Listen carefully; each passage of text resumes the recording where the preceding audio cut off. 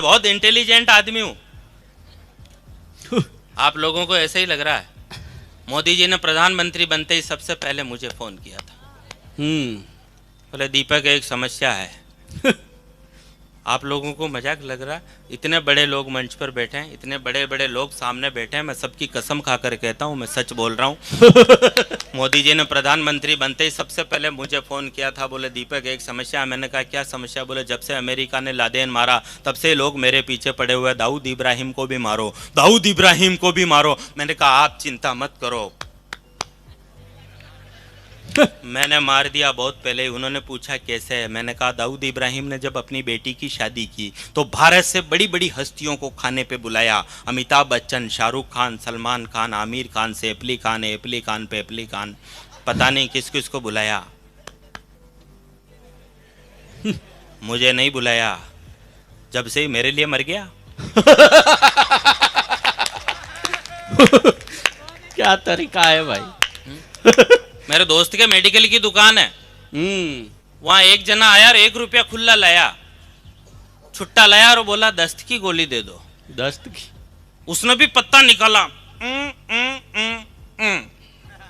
मैंने कहा रे पूछ तो लेता, दस्त लगाने की चाहिए रोकने की? उसने कहा 1 रुपये की गोली से नहीं तो रुकेर नहीं आवे।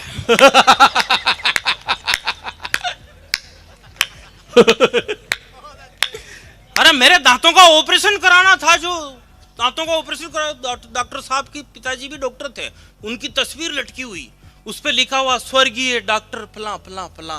मेरी लुगाई ने देखते ही कहा ये लो। डॉक्टर साहब तो मर गए। अब ऑपरेशन कौन करेंगे? मैंने कहा ये रविवार से रविवार अपने बेटे के शरीर में आते हैं और सारे ऑपरेशन निपटा के जाते हैं, तू चिंता मत कर। हाँ यार, केवल 11 आदमियों की छूट मिली कोरोना में, केवल 11 आदमियों की छूट मिली। कोई मामा जी बन के आ रहे हैं, कोई मासा जी बन के आ रहे हैं, कोई कुछ बन के आ रहे हैं। इधर पंडित जी फेरा करा रहे हैं, फेरा कराते कराते कहा दूल्हे के काका जी कौन है? तो एक आदमी फटाफट बोला होशियार बनने के लिए, बोले मैं हूं। बोले लो ये ढोल वाले को 1100 रुपए दो। बोले रुको रुको रुको, मैं सगे काका जी को बुला के लाता हूं। हम थोड़े दूर के रिश्ते में लगते हैं। हाँ यार, वाह रे वाह। हाँ, मैं कह रहा हूँ, मैं घर में एक तांत्रिक को लेकर के आया। तांत्रिक पूरे घर में घूम घुमा के मेरे को कहा भाई साहब इस कोने में गमला रख दो, तुम्हारे सब कुछ सही हो जाएगा, तुम्हारे 2 पैसे की इनकम होने लग जाएगी, तुम्हारा ये सब कुछ बढ़िया हो जाएगा, लोग लुगाइयों की लड़ाई खत्म हो जाएगी और इस पड़ोसी का बिल्कुल सत्यानाश चला जाएगा, पड़ोसी का वंश नाश हो जाएगा, ये बिल्कुल दिवालिया हो जाएगा, इसके हाथ में कटोरा आ जाएगा, ये भीख मांगेगा। मैंने कहा चुप रहो, पड़ोसों मेरे पिताजी रहते हैं। यार मैं कह रहा हूं बहुत सारी जगह गलतियां हो जाती है यार। गलती? हाँ, मैं आगे आगे बैठ के मिथुन चक्रवर्ती की फिल्म देख रहा है चेयरमैन साहब। आगे आगे बैठ के हीरो के बाप को गुंडा कूट रहे हैं। दे मुक्का दे ला दे मुक्का, यहाँ दांत तोड़ दिया खून निकाल दे, यहाँ कट लगा दिया यहाँ पे खून निकाल दे। हाँ, मुंह से ला रहे टपकरी, बिल्कुल मरू मरू हो रहा। पीछे से एक आदमी आया जिसने लठ मारा, दोनों टांगे तोड़ दी। मेरे पास में एक दादाजी बैठे, दादाजी भावुक हो गए, बोले यार अब तो मिथुन आ जाओ तो ठीक रहेगा। बाकी बिल्कुल मार देंगे। उधर से पर्दे पर स्लो मोशन में मिथुन नजर आया यूं। तालियां। और दादाजी को जोश आया, दादाजी बोले आगे आगे आगे आगे। मिथुन ने कुछ नहीं किया, जिससे पहले दादाजी बोल के बोले ले लड़ तेरे बाप से अब। अच्छा लग रहा हो, एक बार दोनों हाथ ऊपर बजाओ पीछे तक।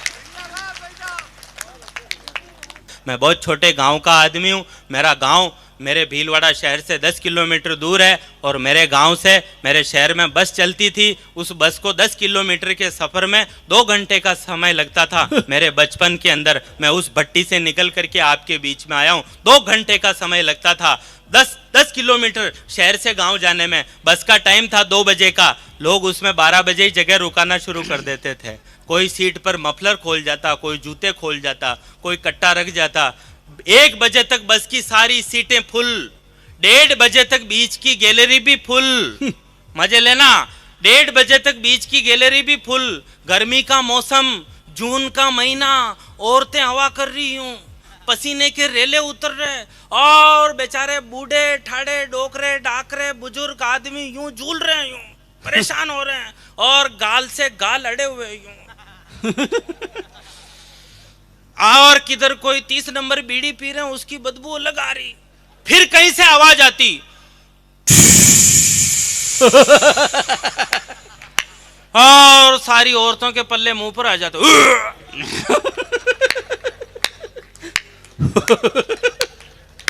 फिर पता चलता टायर में हवा भर रहे हैं। 1:45 बजे एक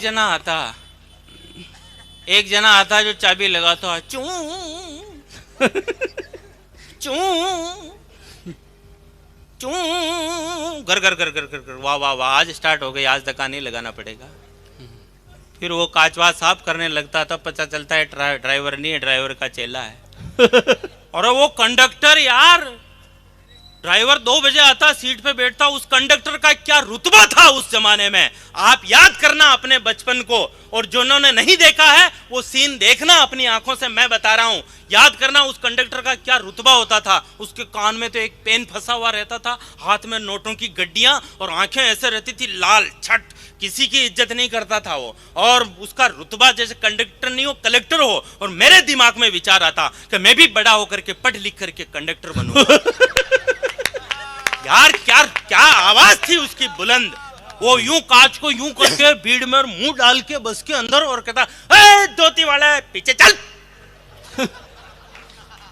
मैं कह रहा हूं बुजुर्गों की हत्या हो जाती। बुजुर्गों को ऐसा लगता कि अब थोड़ी देर में मरने वाले हैं, अंत होने वाला है जीवन का। उस समय एक किरण, कहीं से सुख की किरण नजर आती, आशा की किरण नजर आती। 15 मिनट बाद अगले चौराहे पर बस रुकती और बस में एक खूबसूरत मैडम बैठती। और सारे बुजुर्ग लोग सोचते कोई बात नहीं, चलेंगे कैसे भी करके।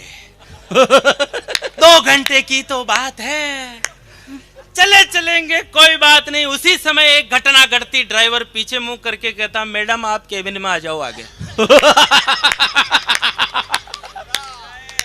केबिन में आ जाओ आगे। उस समय इन बुजुर्ग लोगों को, डोकरों को गुस्सा ऐसा आता था कि जूता खोल करके 2-4 जूते ड्राइवर के मार दे, लेकिन कुछ नहीं कर सकते थे। सिर्फ एक बात कहते थे, मजा आ जाए तो मुझे बता देना। सिर्फ एक बात कहते थे, कुछ नहीं कर सकते थे, जमाना बहुत खराब आ गया। वाह रे दीपसा, तालियां हो जाए यार जोरदार।